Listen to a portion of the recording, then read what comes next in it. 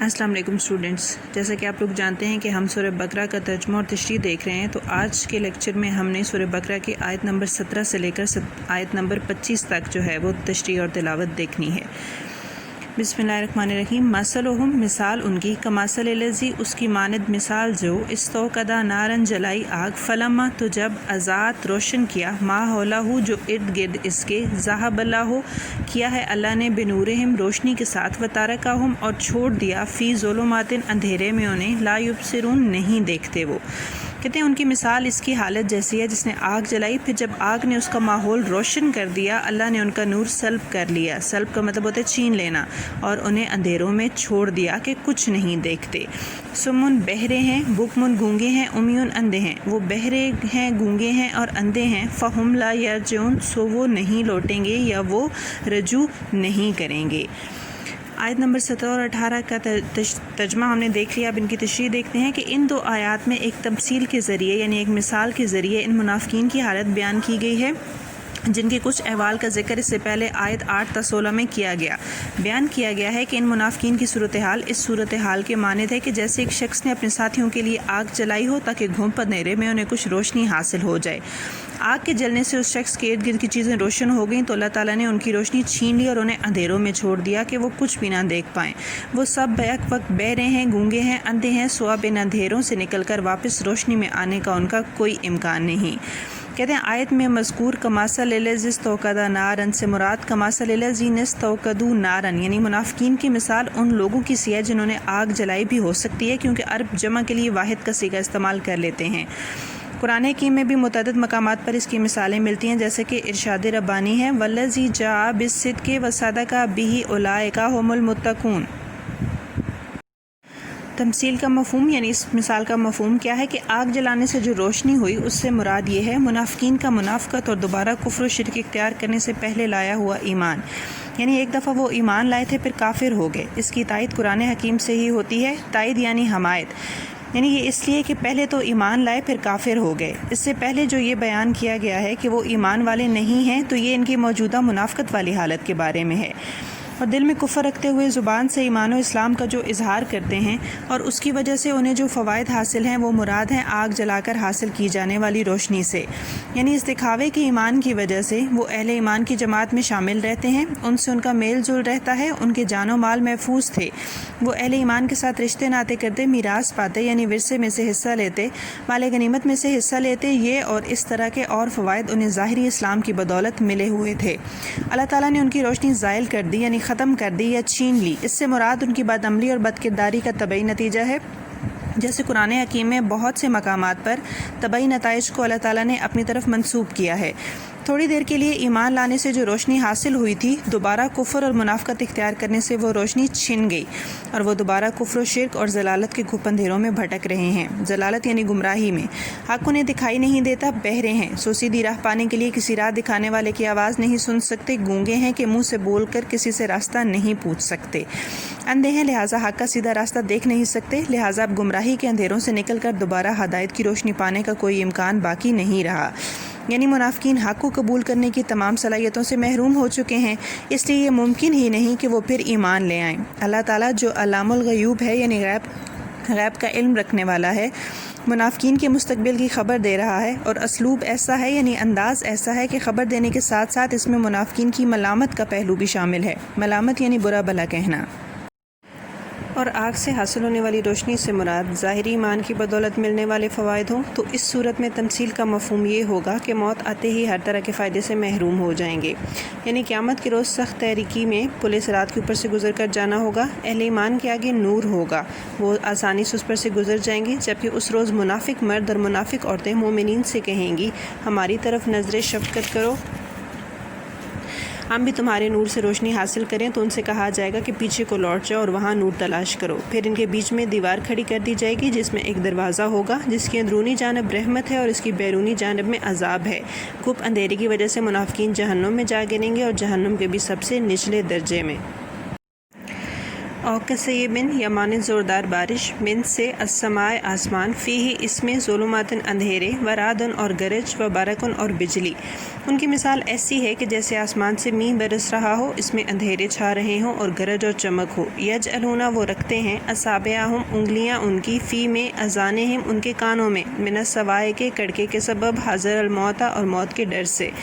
وہ کڑکوں کے سبب موت کے ڈر سے اپنی انگلیاں اپنے کانوں میں دے لیں۔ واللہ اور اللہ محیط گھیرنے والا بالکافرین کافروں کو، اور اللہ کافروں کو گھیرے ہوئے ہے۔ یکاد و قریب ہے، البرق و بجلی، یخطف و اچک لیتا ہے، ابصارہم ان کی آنکھیں، قریب ہے کہ بجلی ان کی آنکھوں کو اچک لے۔ کلما جب کبھی اضاء روشن کیا، لہم ان کے لیے، مشوا وہ چلے، فیہ اس میں، جب کبھی ان کو بجلی کی چمک ہوئی تو وہ اس میں چل پڑے۔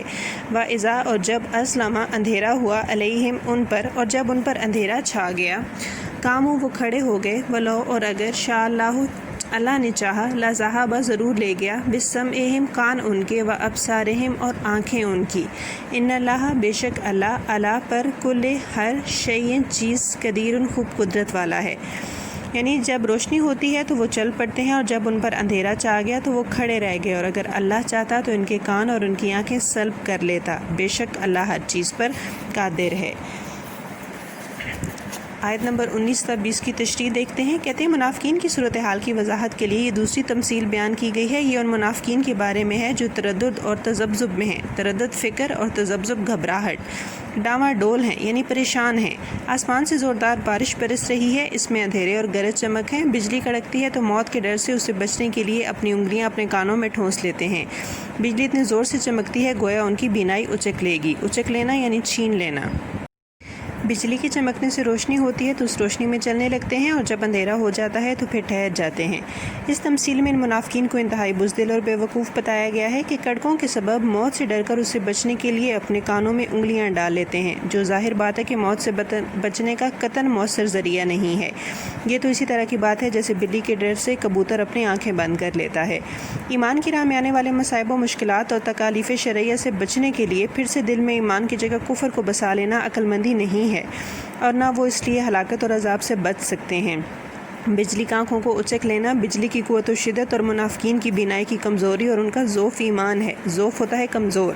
حضرت عبداللہ بن عباس نے اس کی تفسیر یوں کی ہے کہ قرآن کی بین و محکم آیات ان منافقوں کی کلئی کھول دیں گی۔ بین ہوتی ہیں واضح اور محکم ہوتی ہیں چھپی ہوئی، یعنی واضح اور چھپی ہوئی، اور کلئی کھولنا ہوتا ہے راز کھولنا، اور ان کے چھپے ہوئے عیوب کو ظاہر کر دیں گی، عیوب عیب کی جمع، اور اپنی نورانیت سے انہیں مبہوت کر دیں گی۔ مبہوت کا مطلب ہوتا ہے حیران۔ جب بھی ان کے لیے روشنی ہوتی ہے تو وہ اس میں چل پڑتے ہیں، اور جب اندھیرا ہو جاتا ہے تو کھڑے رہ جاتے ہیں۔ اس سے مراد یہ ہے کہ جب قرآن مجید کی ایسی آیات سنتے ہیں جن میں واضح دلائل ہوتے ہیں تو وہ اس سے مانوس ہو کر اس کی پیروی کرتے ہوئے چل پڑتے ہیں، اور جب ایسی آیات نازل ہوتی ہیں جن کے مطالب ان پر واضح نہیں ہوتے یا جن میں تکالیف شرعیہ کے احکام ہوتے ہیں تو پھر رک جاتے ہیں، یعنی پھر ان کے دلوں میں شکوک و شبہات پیدا ہو جاتے ہیں، وہ پھر سے نفاق پر جم جاتے ہیں۔ نفاق یعنی منافقت۔ یا اس سے یہ مراد ہے کہ جب اسلام کی جیت ہوتی ہے یا ان منافقین کو مال اور اولاد وغیرہ کا دنیوی فائدہ یا کوئی ایسی نعمت مل جاتی ہے تو ایمان اور اسلام کی راہ پر چل پڑتے ہیں اور کہتے ہیں کہ یہ دین تو بڑا برکت والا ہے، اور جب مسلمانوں کو کسی مصیبت کا سامنا کرنا پڑتا ہے یا ان منافقین کو کوئی دکھ تکلیف پہنچتا ہے تو ناراض اور برہم ہو جاتے ہیں۔ برہم ہونا یعنی غصہ کرنا، اور منافقت پر قائم ہو جاتے ہیں۔ اس کی تائید اس قرآن آیت سے بھی ہوتی ہے، اور لوگوں میں سے بعض ایسے ہیں جو کنارے پر اللہ کی عبادت کرتے ہیں، اگر انہیں کوئی فائدہ پہنچے تو اس وجہ سے مطمئن ہو جاتے ہیں، اور اگر کوئی آفت آ پڑے تو منہ کے بل پلٹ جاتے ہیں، یعنی پھر سے کفر اختیار کر لیتے ہیں۔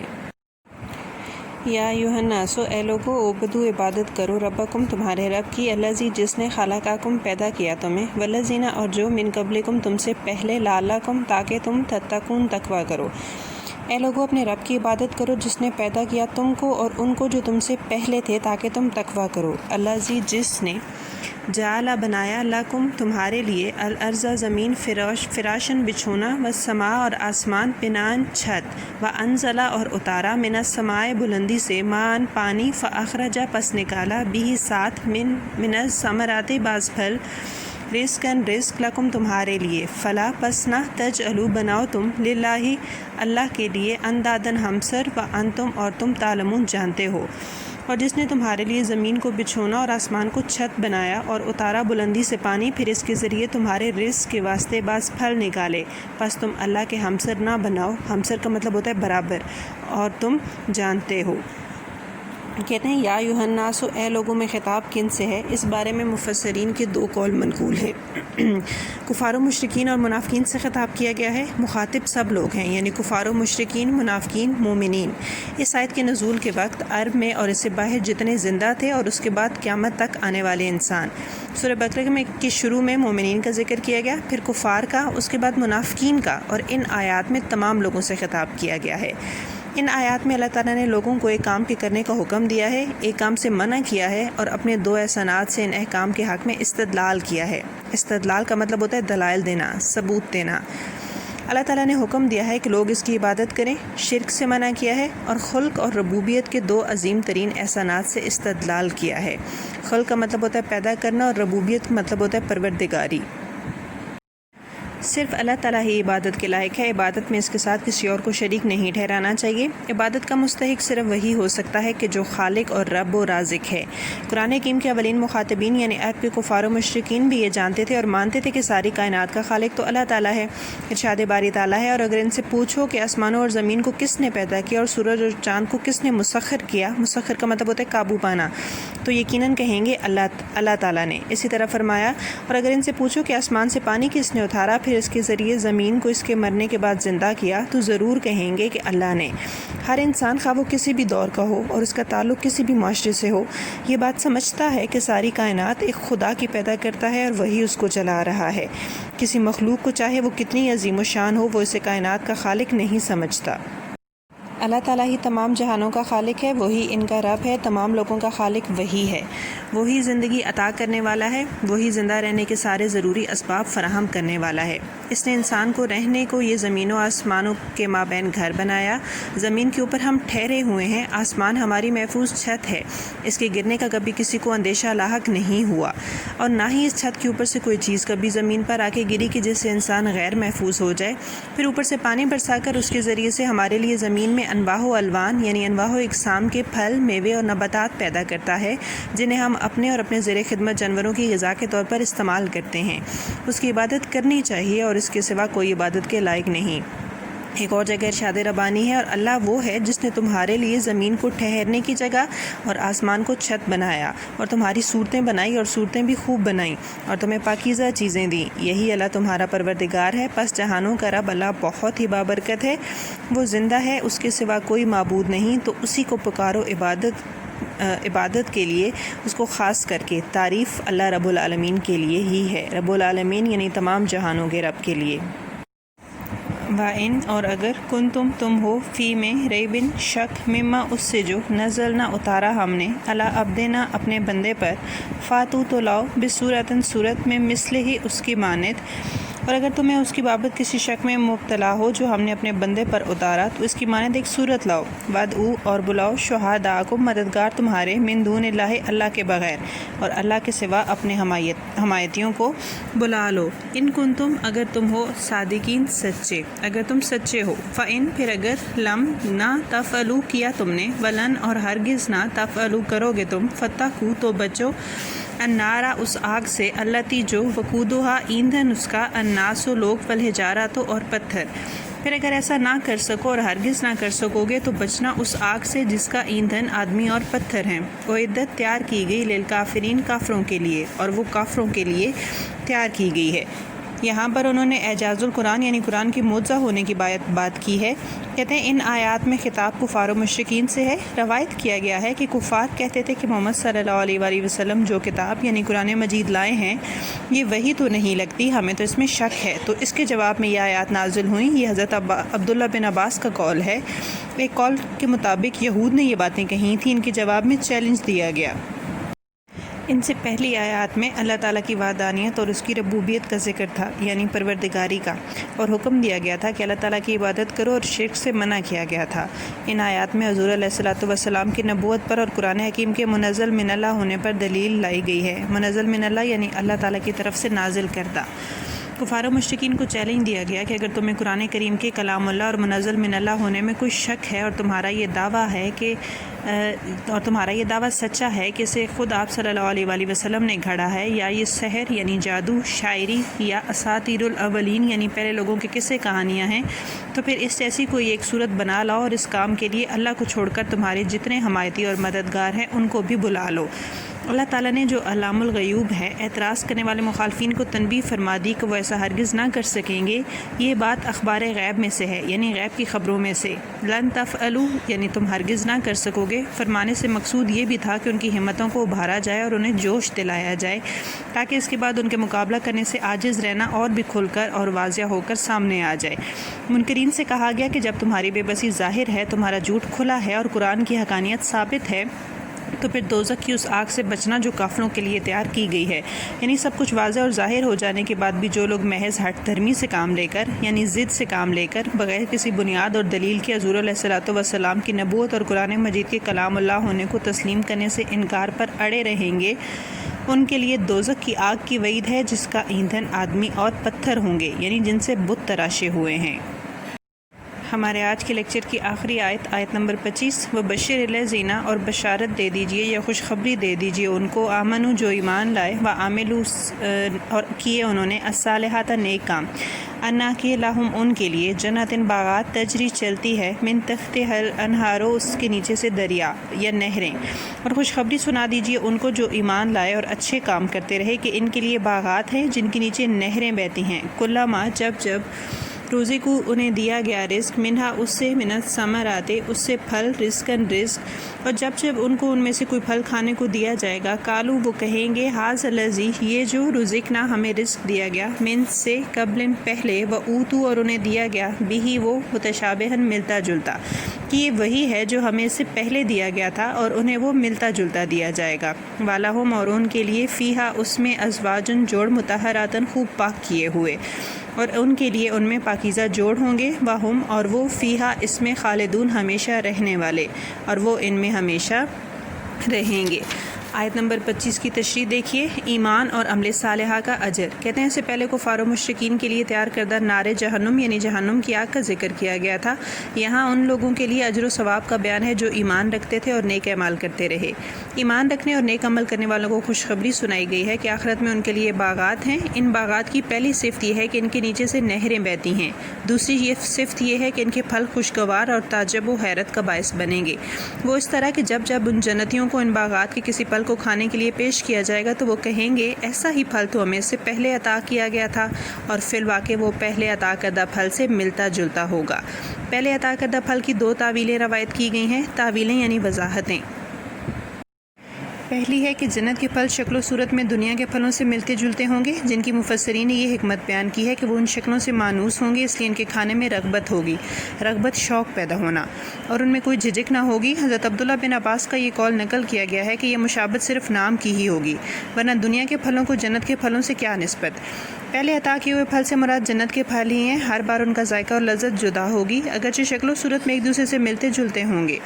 رسول کریم کی ایک اور حدیث روایت کی گئی ہے، آپ نے فرمایا، قسم ہے اس کی جس کے ہاتھ میں محمد صلی اللہ علیہ وآلہ وسلم کی جان ہے، بے شک اہل جنت میں سے کوئی مرد کھانے کے لیے کوئی پھل پکڑے گا تو اس کے منہ میں پہنچتے ہی اللہ تعالیٰ اس کے مثل پھل سے اسے بدل دے گا۔ اہل جنت کے لیے خوب پاک و صاف کیے جوڑ ہوں گے۔ یہ جنت کی تیسری صفت بیان کی گئی ہے۔ مطہرات کا لفظ طاہرہ سے زیادہ بلیغ ہے، یعنی زیادہ وضاحت والا ہے۔ مراد ہے کہ وہ جوڑ تمام بشری کمزوریوں یعنی انسانی کمزوریوں سے پاک کیے گئے ہوں گے۔ مفسرین نے ازواج مطہرات سے مراد پاک بیویاں لی ہیں۔ جنت کی چوتھی صفت یہ بیان کی گئی ہے کہ اہل جنت اس میں ہمیشہ ہمیشہ رہیں گے۔ قرآن حکیم میں بے شمار مقامات پر جنت کی ان نعمتوں کے لازوال ہونے اور اہل جنت کے ہمیشہ وہاں رہنے کا تفصیلی ذکر آیا ہے۔ نہ نعمتوں کو زوال ہے اور نہ ان سے محظوظ ہونے والوں کو فنا ہے۔ محظوظ ہونے والوں کو یعنی فائدہ اٹھانے والوں کو یہ نعمتیں نہ منقطع ہوں گی یعنی ختم ہوں گی، اور نہ ان سے اہل جنت کو کبھی روکا جائے گا۔ ارشاد باری تعالیٰ ہے، جو کبھی نہ ختم ہوں گے اور نہ ان سے ان کو کوئی روکے گا۔ ایک اور مقام پر ارشاد ہے، اور ہاں جس نعمت کو تمہارا جی چاہے گا تم کو ملے گی، اور جو چیز تم طلب کرو گے وہاں تمہارے لیے موجود ہوگی۔